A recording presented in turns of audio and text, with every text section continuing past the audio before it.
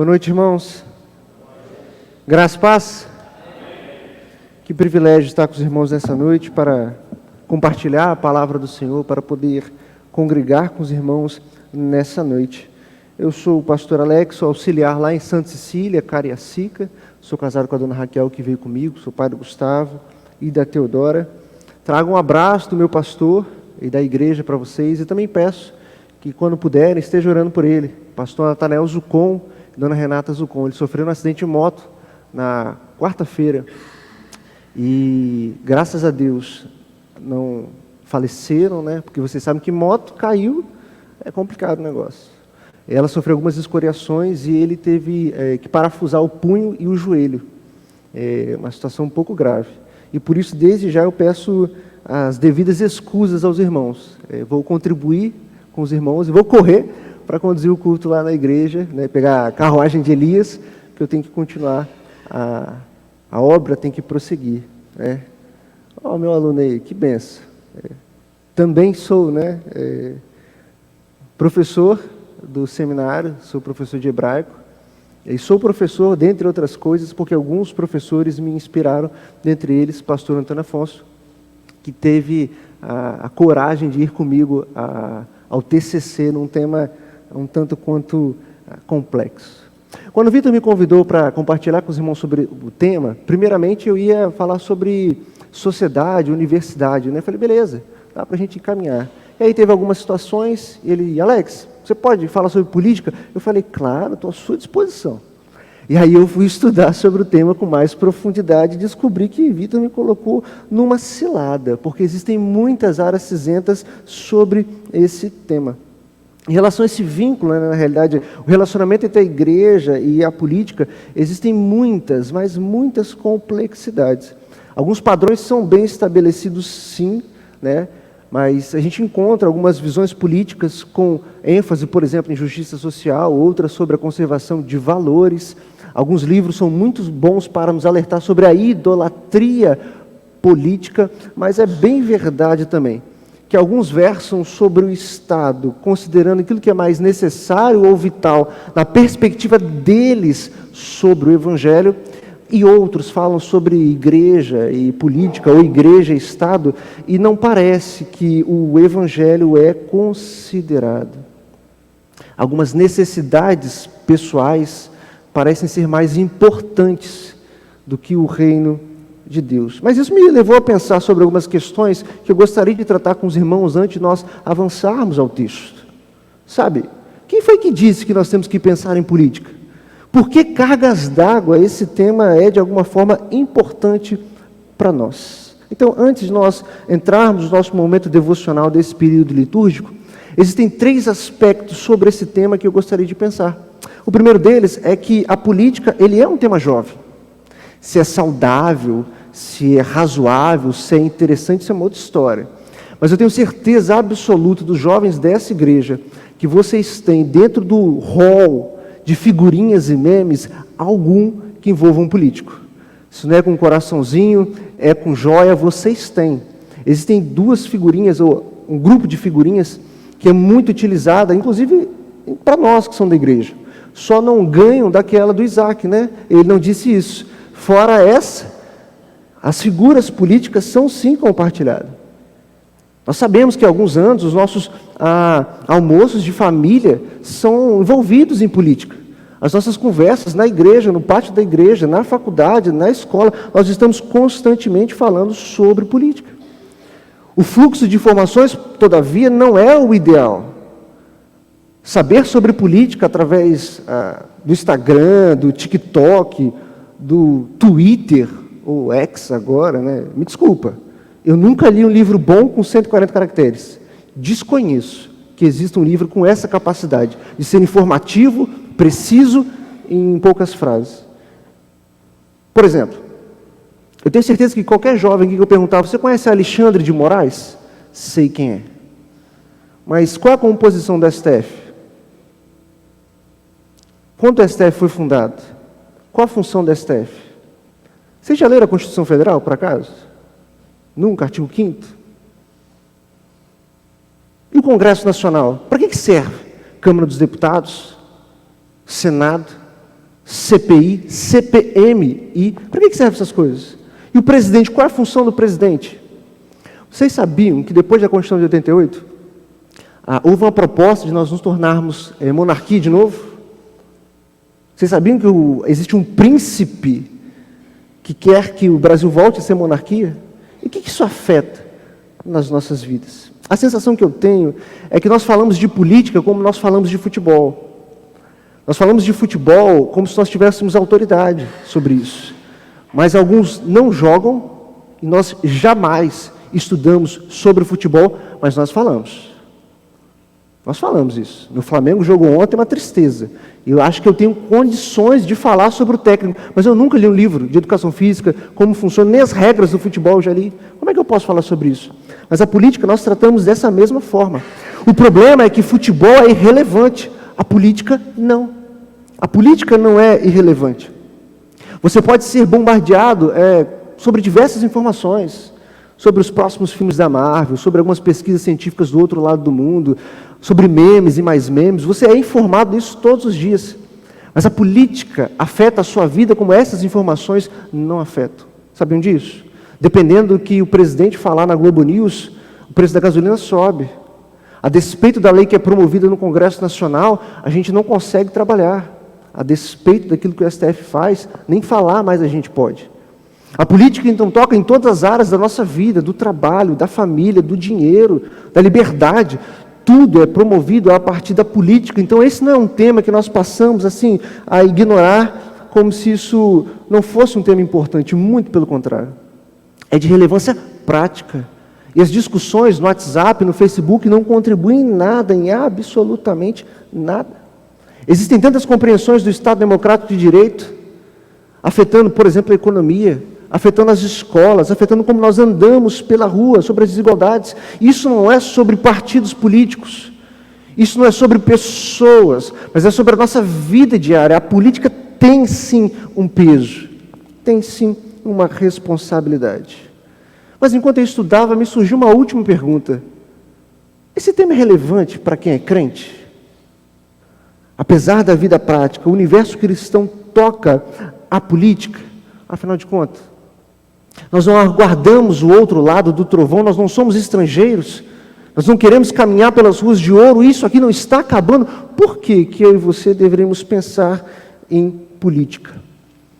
A despeito de alguns conflitos escatológicos, nós sabemos e nós precisamos admitir que a nossa realidade não se exaure aqui.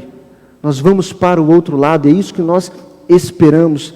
Então essa vida ficaria um pouco no segundo plano. Entretanto, a Bíblia constantemente nos lembra que enquanto o nosso rei não volta, nós precisamos viver essa vida com completa e a mais perfeita intensidade. Ignorar essa realidade é um erro e talvez um pecado. Quando você lê a segunda carta de Paulo aos Tessalonicenses, quando ele diz, olha, quem não quiser trabalhar, que não coma, ele está falando para um grupo de pessoas que pensou assim, o rei está voltando e eu ignoro a própria vida. Bem, se eu não posso fazer isso, então a política que toca a minha vida, ela é necessária. Nós esperamos, mas nós esperamos vivendo, praticando, conduzindo a vida.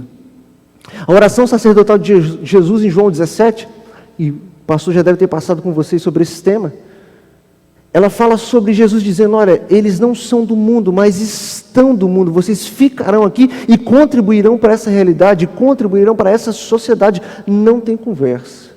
Se a política faz parte da sociedade, ela deve então fazer parte do nosso pensamento. Nós seremos luz do mundo e sal da terra, inclusive na política. Porque o nosso problema é olhar para a política como o mal em si mesma, e ela não é. A política, a gente encontra ela no povo de Deus. A política é essencialmente algo bom, é a condução da polis, da cidade, do relacionamento social. Mas como nós usamos a política, especialmente no nosso país, e aí é uma outra história, bem, aí sim, ela é equivocada, ela é a nossa politicagem. Não é sobre isso que nós estamos falando. Então, negligenciar o entendimento sobre política, tratando como um tema irrelevante, colocando na seção do profano, como nós costumamos fazer, sabe?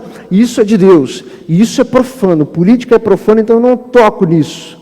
É um grande desperdício e talvez um suicídio social coletivo. Porque se eu e você, filhos de Deus, não falamos sobre política, quem é que vai conduzir o nosso país? Quem não teme o Senhor, que não tem respeito e nem consideração por quem é Deus Todo-Poderoso, Criador de céus e terra. Nós não podemos nos furtar dessa discussão. Dito isso, nós chegamos à conclusão que o jovem precisa tratar desse tema muito relevante. Mas essa conclusão me gerou uma outra pergunta: como o jovem se relaciona com a política? E aí, então, eu gostaria de te convidar a abrir a tua Bíblia em Lucas, no capítulo 20. E se você puder, em reverência às Escrituras, fique de pé na medida que encontre. Lucas, capítulo 20, a partir do verso 20.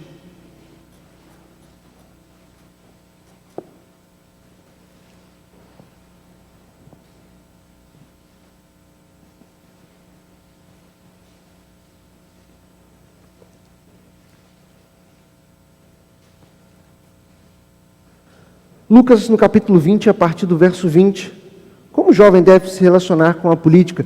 Diz assim a minha versão: eles passaram a vigiar Jesus, enviaram espiões que se fingiam de justos para ver se o apanhavam em alguma palavra, a fim de entregá-lo à jurisdição e à autoridade do governador. Então lhe perguntaram: mestre, sabemos que o Senhor fala e ensina corretamente e não se deixa levar pela aparência das pessoas, mas ensina o caminho de Deus segundo a verdade. É lícito pagar imposto a César ou não? Mas Jesus, percebendo a artimanha deles, respondeu: mostre-me um denário. De quem é a figura e a inscrição? Eles responderam: de César. Então Jesus lhes disse: pois deem a César o que é de César e a Deus o que é de Deus. E não puderam apanhá-lo em palavra alguma diante do povo, e admirados da sua resposta, calaram-se. Amém? Vamos orar? Senhor Deus e Pai, nós te louvamos, nós te bendizemos. Nós reconhecemos que só o Senhor é Deus e não há outro, todo-poderoso, onisciente e onipresente. Em Ti, ó Deus, estão todos os atributos e nós estamos maravilhados na Tua presença. Assim, Pai, nós sabemos das nossas fraquezas e das nossas misérias. Nós não somos dignos de estar na Tua presença, mas é pelo sangue de Cristo que nós nos aproximamos, porque fomos salvos, perdoados e amados pelo Senhor. Assim, Pai, na Tua graça, na Tua misericórdia, fala conosco mais uma vez. Abre os nossos olhos, os nossos ouvidos para esse tema tão delicado. Nós queremos, ó Deus, sermos Teus servos, proclamar o Teu reino, mas também sermos relevantes nessa sociedade. Onde quer, Senhor, que venhamos a colocar a planta dos nossos pés, que sejamos como anunciadores das boas novas. Assim, então, Pai, perdoa os nossos pecados, as nossas falhas e usa-nos, Senhor. Esse é o nosso desejo, essa é a nossa oração. Nós a fazemos em nome de Cristo Jesus. Amém. Amém. Podeis assentar. Queridos, este é o Evangelho de Lucas. Quem é Lucas? Médico, historiador e compositor de uma coletânea que é composta por Evangelhos segundo Lucas e Atos do Espírito Santo. Há uma construção muito bem estabelecida entre os dois livros, como se um continuasse o outro. No Evangelho, esse que nós lemos, nós podemos perceber que Lucas faz algo que não está nos outros livros. É uma pesquisa histórica. Ele coloca de forma lógica, coordenada e temporal a vida de Jesus Cristo. Se você ler, por exemplo, o capítulo 1, o capítulo 2 do Evangelho, você encontra informações que não estão nos outros Evangelhos. Sobre, por exemplo, o nascimento de João Batista, ou então Jesus aos 12 anos, isso não está nos outros textos. A partir do capítulo 3, nós temos então o início do ministério de Jesus. Do capítulo 3 ao capítulo 9, o início do capítulo 9, nós encontramos Lucas apresentando Jesus para a Galileia, para os outros povos. A partir do capítulo 9, com a disposição dos discípulos para pregar o Evangelho, então Jesus começa a dizer: olha, meu ministério, ele é em Jerusalém. Mas não é para os judeus em Jerusalém, é porque lá eu serei morto. Ele vai anunciando isso. Até que por volta do capítulo 19, nós iniciamos a parte final, a parte da morte, ressurreição e ascensão de Cristo. Por isso, o capítulo que nós lemos é nessa pegada. Quando Jesus começa a ser perseguido, armadilhas são montadas para que ele fale alguma coisa que o leve ao tribunal. E ele não falou, mas foi levado ao tribunal indevidamente. Este é o evangelho de Lucas. Vocês conhecem Marcos e Mateus, e os 3 evangelhos, nós chamamos eles de sinóticos, né? A mesma ótica. A depender da análise que você fizer, esses 3 livros têm em torno de 80% de similaridade textual. Entretanto, eles são escritos, eles são ajustados e estruturados com enredos distintos. Ou seja, o mesmo texto que você lê em Lucas pode ter uma outra perspectiva em Mateus e pode ter uma outra perspectiva em Marcos. Mas aqui é muito curioso. Esse texto tem pouca diferença nos 3 evangelhos. Ele é colocado na mesma estrutura, ou seja, não apenas o texto, mas no contexto, os 3 evangelhos são uníssonos. Fariseus, escribas, os poderosos dos judeus começavam a armar uma armadilha para Jesus, e essa é uma delas. Logo antes dele ser preso, crucificado, morto e depois ressuscitar. Essa resposta de Jesus sobre o imposto, ela é muito chocante. Porque quando Jesus diz que era para pagar o imposto, por um lado, ele se assenta com herodianos, ele se assenta com a pretória romana, ele diz, contribuam para o governo. Por outro lado, os judeus olham para isso e não conseguem conceber como a submissão de Israel seria mantida com o Messias. A idealização do Messias político cai por terra, e isso é completamente chocante. Como que eu vou contribuir para um governo ardiloso, violento e idólatra? O denário ao qual Jesus se refere tem, de um lado, a mensagem sobre Tibério César, filho do divino Augusto, e do outro tem a imagem de Pax, uma deusa, sacerdotisa do povo. Como eu vou contribuir com esse governo? Horas, o Messias não promoveria uma revolução armada, inclusive, como no período dos Macabeus? Ou seja, a resposta de Jesus causa um espanto para os que o odiavam, mas também para os que o seguiam. Todos ficam desorientados com essa resposta. Passaram séculos e nós estamos aqui, desorientados para discutir sobre política. E são as palavras de Jesus que nos conduzem a um entendimento sobre como nós vamos nos relacionar, sobre nós vamos conduzir esse tema nas nossas vidas. Então, em primeiro lugar, Jesus afirma que há uma separação entre os reinos. Vejam o verso 22. É lícito pagar imposto a César ou não? Eu não vou avançar no conteúdo jurídico, pelo menos de imposto, porque existem várias coisas no nosso tempo.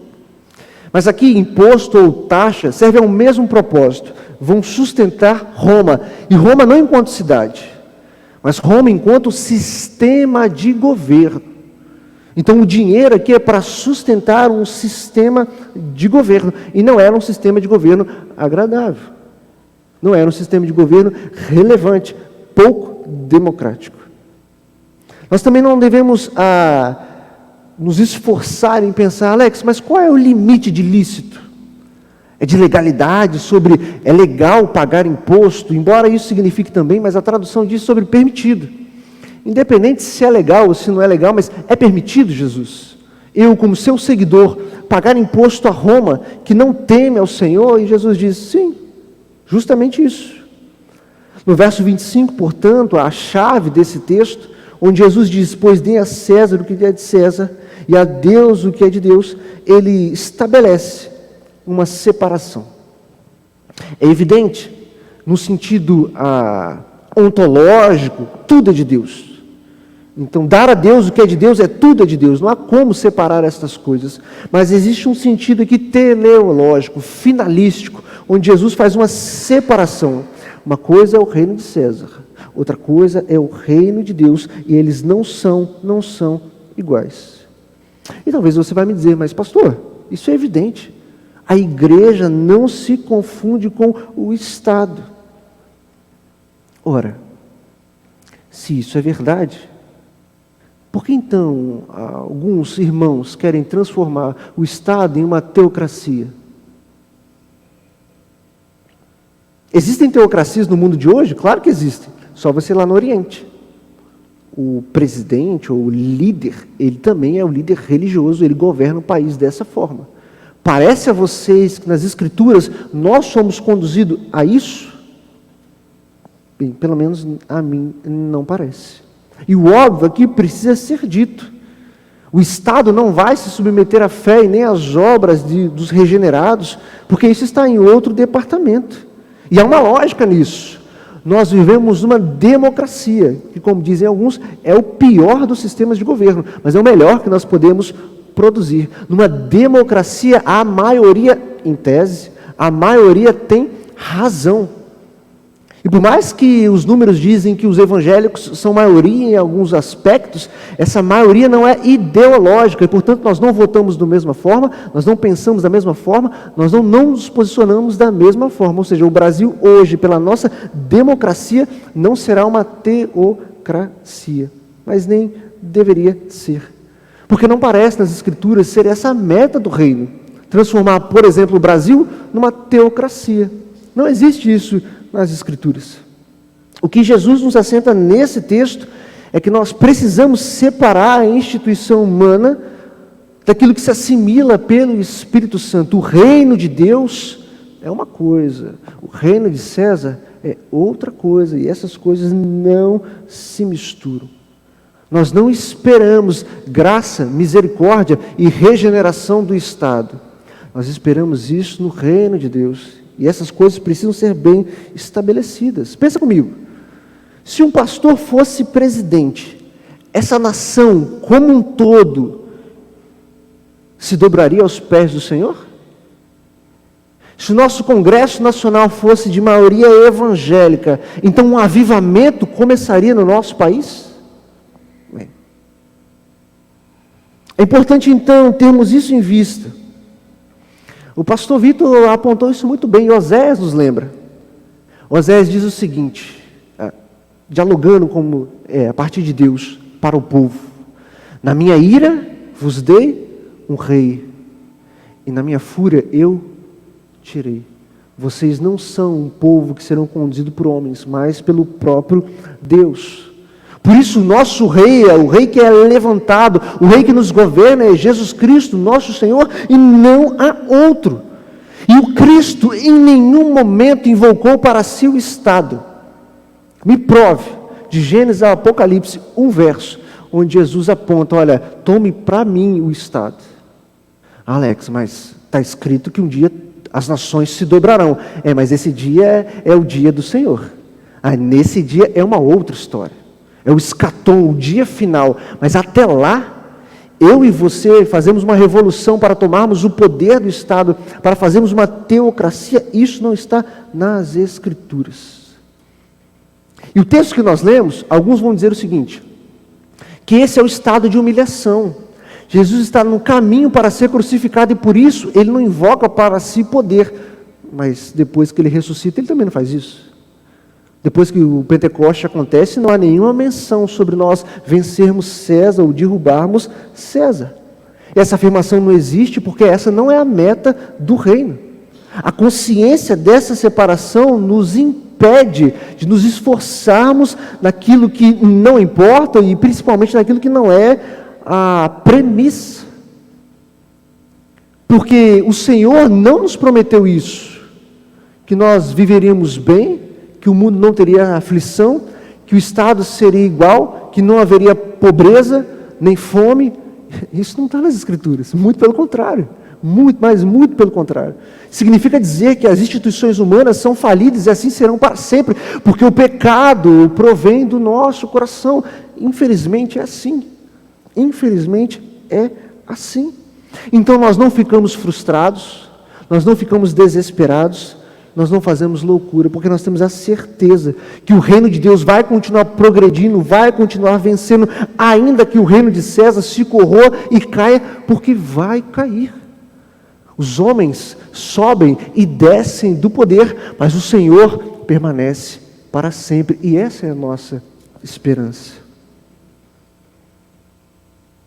Então, essa é a primeira premissa. Como que o jovem se relaciona com a política? Primeiro, eu tenho que entender que o reino de Deus é a minha prioridade. E o reino de César não é a minha prioridade. Mas então eu separo completamente e ignoro a vida? Não, de modo algum. Porque depois da exaltação nós recebemos o poder de Deus para sermos testemunhas em todos os cantos da terra. E testemunhar o Evangelho significa comunicar com a sociedade, com a cultura, ainda que de forma contracultural, aquilo que nós cremos, aquilo que nós experimentamos, aquilo que nós vivemos. Nós precisamos cumprir o Evangelho em todos os nossos papéis, inclusive no papel de cidadãos dessa nação. Por isso, em segundo lugar, Jesus nos orienta a sermos cidadãos. É evidente que pagar imposto aqui é algo muito específico, mas me permitam fazer um anacronismo. Porque aqui havia gente que pagava imposto e não era cidadão, tudo bem? Mas no nosso tempo, eu quero pensar sobre a cidadania, como ela se apresenta a nós. O que é cidadania? Quando você olha a Constituição Federal, você tem dois tipos de direito. Direitos humanos, basta você ser um ser humano, e direitos nacionais, ok? Para brasileiros natos e brasileiros naturalizados. Há diferença. Nem todos os direitos que um brasileiro tem, um estrangeiro tem no nosso país. Portanto, cidadania, em linhas gerais, são os direitos vinculados àquele que é cidadão de uma nação. Então, aqui me permitam um breve parêntese. Você que é jovem, você acha realmente que o Estado está interessado em compartilhar com você os seus direitos? O que você acha? É evidente que não, né? Eu sei que eu sou novo, tá? Embora os meus cabelos estejam brancos, eu estou meio acabado, mas eu sou de 92, então tem ainda uma reta aí para cumprir. Mas os mais antigos, os mais experientes, me perdoem, os mais experientes vão lembrar que havia algumas matérias sobre cidadania e direitos, matérias que vinculavam a pessoa a ser um cidadão de caráter e conduzir os seus direitos. Isso não tem nada mais, acabou. O Estado, quanto você menos souber, melhor. Melhor para manipular, melhor para oprimir, melhor para vencer. Você não sabe quais são os seus direitos, então como é que você anda? Como é que você lida com o Estado? Não tem como. Se você abre, nesse ano eu estou dando aula no ensino médio, em filosofia e sociologia. Quando você abre os livros, você vê informações sobre ações afirmativas, grupos minoritários, beleza. Mas informações básicas sobre direito aos nossos jovens, zero nenhum. Ninguém sabe, ninguém viu e ninguém leu. E eu brinco, quer ter liberdade no nosso país, você precisa de pelo menos duas informações jurídicas. Primeiro, artigo 5º da Constituição, porque ali você tem direitos e garantias fundamentais. E segundo, o Código de Defesa do Consumidor. Porque o que mais te dá problema no dia a dia é você comprar e ter problemas. Desculpe os empresários, os que vendem, mas você tem muita dificuldade. Não consegue uma nota fiscal, não consegue trocar um produto, é muito difícil. E o camarada senta em cima. Se você bater a porta da justiça, quem sabe? E aí o Estado faz a mesma coisa. Enquanto você não gritar, o Estado vai te oprimindo, vai te levando. Então o Estado não tem interesse que você abra e conheça. O Leviatã quer que você continue no caos. Mas você, jovem, você precisa se libertar. Pastor, precisa fazer a faculdade de Direito como eu fiz? Não, não precisa. Mas você deveria ler algumas coisas. Você não deveria ser conduzido pelos outros. Nas Escrituras, lá em Efésios, diz o seguinte, que se você não sabe a doutrina, você é levado como menino, né?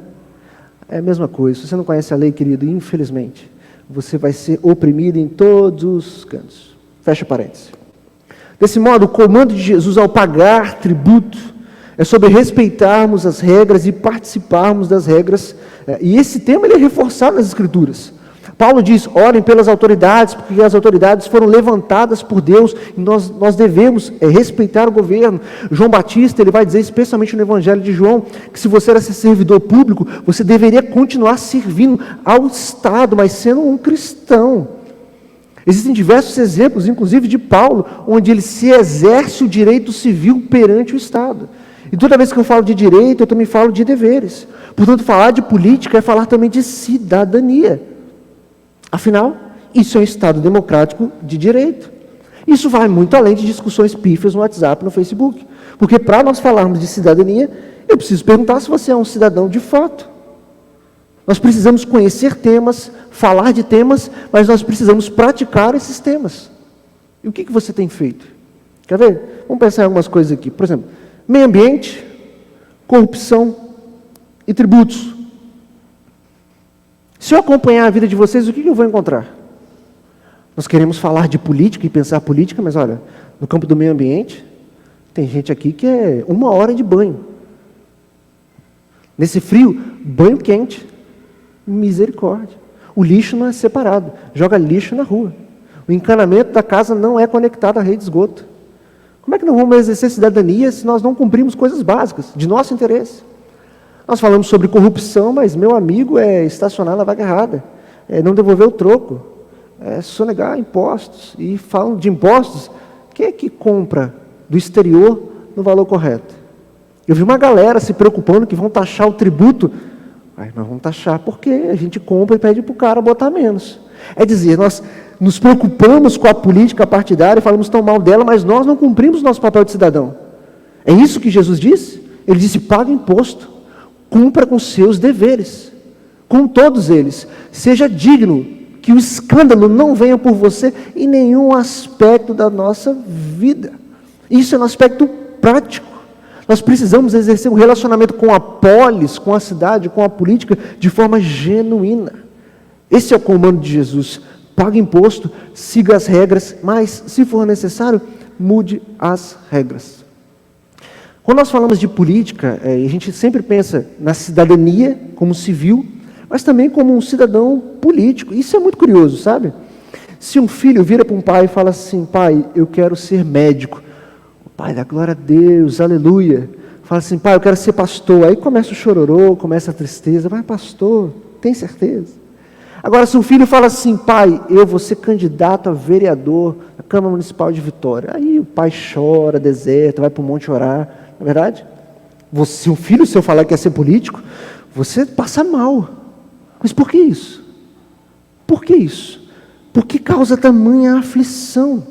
Não confunda as coisas. O fato da teocracia não ser o nosso objetivo não remove nem o nosso direito, nem o nosso dever de influenciar, inclusive na política. Seja pela associação do teu bairro, seja lá em Brasília. Onde quer que seja, seremos luz no mundo e sal da terra. Onde nós passarmos, nós vamos criar influências. Mas eu sei, quando a gente olha para Brasília, o que vem na nossa mente? Sodoma e Gomorra. E às vezes a gente ora, né? Senhor, manda fogo, queima aquele lugar, porque nada é de bom lá. Eu sei disso, eu sei. É um sistema sujo, violento, mas a gente não pode temer isso.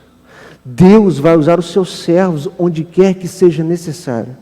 Seja na Câmara, Prefeitura, seja lá em Brasília. Nós seremos usados pelo Senhor, e isso deve ser considerado pelos nossos corações. Depois, para a gente ganhar tempo, procurem sobre Abraham Kuyper. Depois de ler alguns livros dele, eu fui buscar a biografia. Ele foi primeiro-ministro da Holanda. Um cara sensacional, um homem íntegro, com produções maravilhosas. Então, é possível, sim, sermos usados por Deus na política. Seja um cidadão, cumpra os seus deveres, rogue os seus direitos, mas que em tudo isso, Deus seja glorificado. Porque a nossa meta é a expansão do reino de Deus. E por isso, em último lugar, Jesus nos aponta para as pessoas. Quando Jesus pega a moeda, como eu disse a vocês, e ele fala assim, olha, qual que é a figura, qual que é a inscrição? Tibério César. Mas então ele diz, deem a César, porque tem a figura e a inscrição, o que é de César? E aqui há para alguns uma elipse, deem a Deus onde tem a figura e a inscrição. Mas onde está a figura de Deus? Figura também pode ser traduzida por imagem, porque se você abrir Colossenses capítulo 1, verso 15, está escrito que ele é a imagem do Deus invisível, ok? Eikon, é a mesma palavra que se encontra aqui em figura. Então, onde está a imagem de Deus? Em Cristo. E essa é a imagem que nós buscamos, porque é da criação, eu e você, nós temos a imagem e a semelhança do Senhor. Cristo é, e nós temos. Então, as pessoas são a meta do reino. Que é do reino de Deus são de fato os filhos de Adão, a fim de que pela misericórdia de Deus eles sejam convencidos e convertidos pelo Espírito Santo do Senhor, a fim que sejam salvos. Esse é o objetivo da igreja, glorificar ao Senhor ao proclamar as boas novas do Evangelho. Nós buscamos as obras de regeneração e nós precisamos fazer isso em todos os aspectos. Obrigado, querido. Há uma discussão contemporânea muito relevante, né, sobre a disparidade entre o sagrado e o profano. Eu tenho certeza que vocês trabalharam isso nesse mês.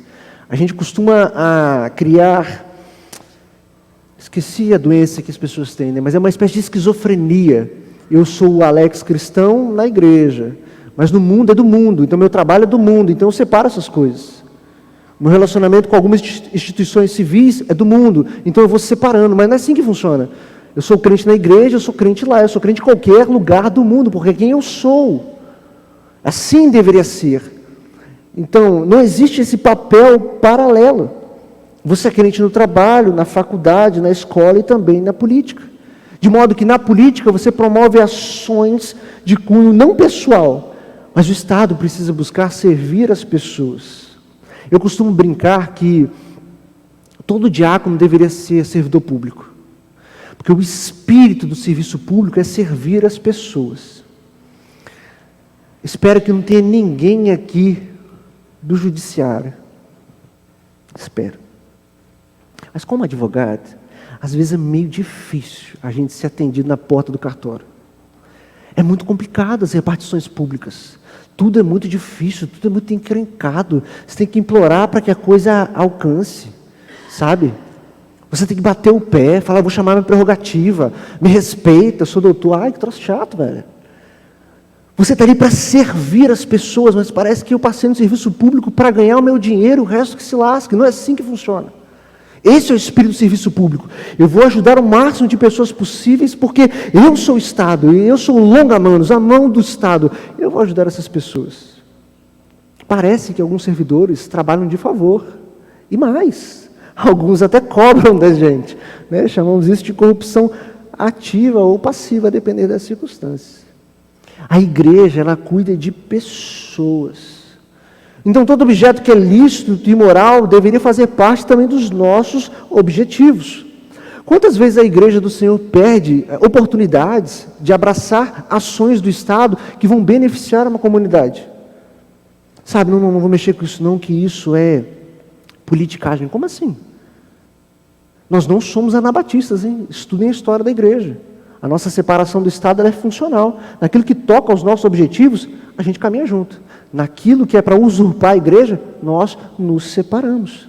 Cursos de qualificações, ações sociais, palestras, o nosso dinheiro é usado para isso. Qual o problema de abrir as portas da igreja, então o coração também para receber essas coisas? Nós nos apegamos à figura do Estado e talvez do representante do Estado e perdemos grandes oportunidades de abençoar a nossa comunidade, de abençoar quem está sofrendo. Por isso, aquilo que beneficia as pessoas, que gera dignidade, alívio, isso deveria estar na nossa pauta. A despeito de quem está promovendo. Eu não estou nem aí se é o governo A, se é o governo B, se é o partido A, se é o partido... Não importa. Vai abençoar as pessoas do meu reduto? É lícito, é moral, não é corrupto. Então eu apoio, eu contribuo. Eu quero ser um instrumento de luz e conforto às pessoas. Essa é a igreja. Nós curamos, levamos esperança. Esse é o nosso caminho. Nós vamos cruzar os braços porque vem do Estado? De modo algum, de modo algum. Se nós fôssemos bons cidadãos, e nós não somos, nós promoveríamos projetos de lei, nós participaríamos das reuniões de orçamento, e nós fazemos parte disso, não porque nós vamos lucrar, mas porque pessoas serão ajudadas. Pensa comigo, se nós que cremos não vamos nos engajar nesse caminho, quem é que vai? E nesse sentido, eu gostaria de fazer uma crítica política. Como a gente gosta de gastar o latim, né? Permissa data máxima venia. Existe uma coisa chamada populismo, e é uma coisa terrível, porque é sobre falas, é sobre promessas, é sobre projeto, e é sobre leis que, teoricamente, atenderiam a maior parte da população, ainda que isso seja inviável ou catastroficamente economicamente. Mas quem fala sobre populismo, ganha as eleições. Essa é a técnica. Quem fala de populismo, ganha as eleições. Mas sejamos sinceros, quantas pessoas não aceitam esse tipo de discurso, caem no conto do vigário, porque de fato, algumas bolsas isso, bolsas aquilo, colocam comida na mesa. E você vai fazer o quê? Pedir para essa pessoa ignorar? Essa é a realidade dela. Essa é a realidade dela. Então pensem comigo. Se a igreja não apresentar uma saída, uma solução viável, se nós não enfrentarmos o populismo e encontrarmos um outro caminho, quem é que vai fazer isso? O político que não é. Ele está ganhando. Ele está ganhando. O curioso é que quando o populismo vence, é a população que perde. E essa conta não vai fechar nunca. O nosso papel é encontrarmos um novo caminho. Dá sim para a gente sair dessa sanha desatada de ouvir conversa mole de político. Mas nós precisamos abrir esses caminhos para as pessoas. Quem tem fome, quem não tem emprego, quem está desesperado, quem está doente, quem está brigando com o Estado, nós faremos essa diferença. Nós precisamos fazer. Nem que nós levantemos políticos para estar lá e obrigar o Estado a fazer aquilo que ele deveria fazer. Bem, existem muitas coisas que eu gostaria e poderia tratar com os irmãos, mas o que eu gostaria que os irmãos saíssem daqui pensando é que a política, ela reverbera no direito, na economia, na sociedade como um todo. E esses aspectos são todos relevantes para um cristão, porque é a nossa vida prática. Em todos esses aspectos, nós deveríamos influenciar para que houvesse uma cultura com os nossos valores, uma cultura que considerasse a vida, uma cultura que considerasse a necessidade daquele que não tem. Embora, por vezes, nós encontremos algumas linhas que excedem na justiça social, mas há de convir. Se você ler qualquer dos profetas menores, qualquer deles, eles vão falar sobre isso. Olha, povo de Deus, vocês têm que se preocupar com a viúva, com quem sofre. Se nós não nos esforçarmos para aqueles que não têm, queridos, ninguém mais vai. Esse é o nosso papel. Então, como o jovem deve se relacionar com a política? Primeiro, não se esqueça, o reino de Deus ele é muito maior que o Estado, possuindo interesses e premissas que muitas vezes são completamente distintos. Então, o reino de Deus é a nossa prioridade. Buscar primeiro o reino e a sua justiça. É nessa parte, então, que a gente vai ter que futucar a política. Enquanto nós labutamos pelo reino, ainda que estrangeiros, nós devemos nos portar como cidadãos dignos, de que nada causam vergonha ao Evangelho. Isso significa ser político e participar da política, sem de nenhum modo nos envolvermos com politicagem, sem interesses escusos, sem ganhos ilícitos. Isso não é sobre nós. O político é aquele que serve ao povo, assim deveria ser. É assim que nós deveríamos nos portar, se portanto formos políticos. Para fazer uma boa política, nós precisamos considerar os nossos dogmas, os nossos valores, a nossa necessidade que nós temos enquanto igreja de cuidar das pessoas, porque as pessoas residem em valor, elas carregam a imagem e semelhança, é delas que nós vamos cuidar. Talvez você já tenha escutado que a igreja faz aquilo que o Estado deveria fazer. Na realidade, eu penso que a igreja faz o que a igreja tem que fazer, mas que o Estado deveria contribuir com as premissas da igreja. Porque o Estado recebe muito, e muito mesmo, né? Os nossos impostos estão lá sendo pagos. Portanto, sem perdermos de vista a Nova Jerusalém, nós precisamos estudar, nós precisamos pensar, nós precisamos trabalhar para que o Estado seja útil às pessoas. O Estado não pode continuar sendo essa draga que suga os recursos e que enriquece algumas pessoas, não. O Estado precisa servir as pessoas, precisa se submeter, e nem que para isso nós estejamos lá, lutando para aqueles que não podem lutar. Assim, nós devemos melhorar o nosso diálogo político. Eu trago à memória uma música do Rebanhão, que diz assim: não se acende a luz do sol com os 220 volts dos palácios de Brasília. É verdade, não se acende. Isso deveria ser a nossa esperança, como está escrito. Isaías capítulo 31, verso 22 diz o seguinte: porque o Senhor é o nosso juiz, o Senhor é o nosso legislador, e o Senhor é o nosso rei, e é Ele que nos salvará. A Ele toda a honra, toda a glória, todo louvor, pelos séculos dos séculos. Amém. Feche os teus olhos, nós vamos orar ao Senhor. Pai bendito, Pai amado, nós te louvamos, nós te bendizemos. Nós reconhecemos, ó Deus, que o Senhor governa todas as coisas, inclusive a história. Nada foge ao controle da tua vontade. Agora, Deus, nós queremos te celebrar neste momento, reconhecendo, Pai, que a nossa nação precisa do Senhor, sabendo que nós padecemos, ó Deus, com políticos, que todos os poderes têm defasagem, ó Deus, executivo, legislativo, judiciário. O teu povo sofre, mas nós cremos, Pai, que o Senhor continua governando todas as coisas. O nosso desejo é sermos usados pelo Senhor na política, porque ela em si mesma não é má, mas os homens fazem mau uso dela. Assim então, Deus, levanta servos e servas que vão abalar essas estruturas, porque servirão ao Senhor naquelas localidades. Faça, ó Deus, com que os jovens comecem a pensar, estudar e entender a política, para que construam uma sociedade livre, não refém de políticos, não refém de politicagens, não refém de esmolas que o Estado tem dado ao seu povo. Não, ó Deus, nos permita, Pai, construir uma sociedade mais justa e igualitária, porque os teus filhos estão trabalhando para isso. O mundo não quer isso, os ímpios não desejam isso, mas nós sabemos que obedecer é melhor do que sacrificar. Então buscaremos a justiça, a misericórdia e o amor onde quer que nós estejamos, porque para isso nós fomos chamados. Essa é a geração eleita, que não se confunde com essa geração pervertida e corrupta. Nós faremos a diferença. Assim então, Pai, tenha misericórdia de nós. Perdoa, Deus, as vezes que nós fugimos da batalha, que ignoramos a seriedade que é a política, que abandonamos o Estado na mão daqueles que não temem ao Senhor. Mas eles não vencerão, eles não poderão vencer, porque o Senhor é a nossa força, o nosso rochedo, e em Cristo nós temos a nossa vitória. Assim então nós oramos, ó Deus, assim então nós rogamos, e sempre nós confiaremos, porque um dia todo joelho se dobrará e toda língua confessará que Jesus Cristo é o nosso Senhor. Amém e amém.